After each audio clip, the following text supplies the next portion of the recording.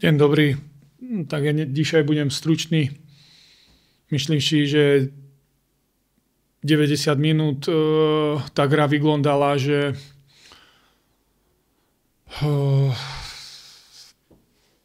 Grudziądz bránil v nízkom ustavení a po strelenej bramce. Oni ten gól dali, my nie. Bronil svoje predpole, kde dzisiaj môj zespol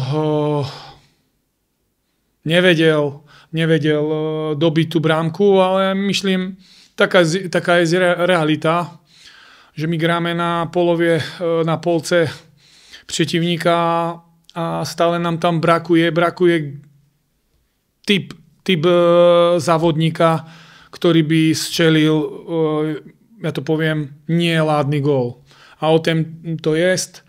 Pivka nám pokazala neladnú tvár a pregrívame 1-0.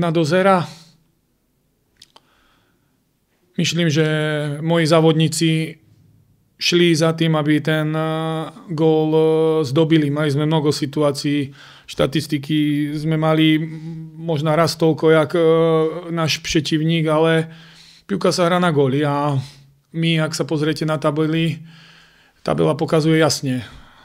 Brakujú nám góly.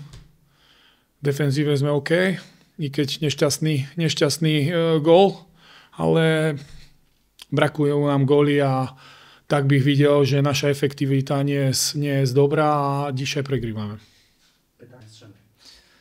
Odnieśliśmy dzisiaj bardzo istotne zwycięstwo w kontekście tabeli ligowej.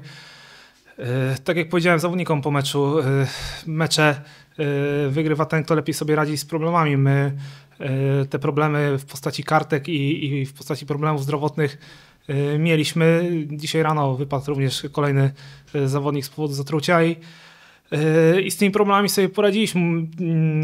Nie wszyscy zawodnicy zagrali na swoich pozycjach. Musieliśmy mocno dostosować się do tego, na co nam po prostu stan kadry pozwalał, ale poradziliśmy sobie z tym dzięki temu, że jesteśmy zespołem i w tych trudnych momentach potrafimy sobie radzić i dzięki temu dzisiaj odnieśliśmy kolejne zwycięstwo.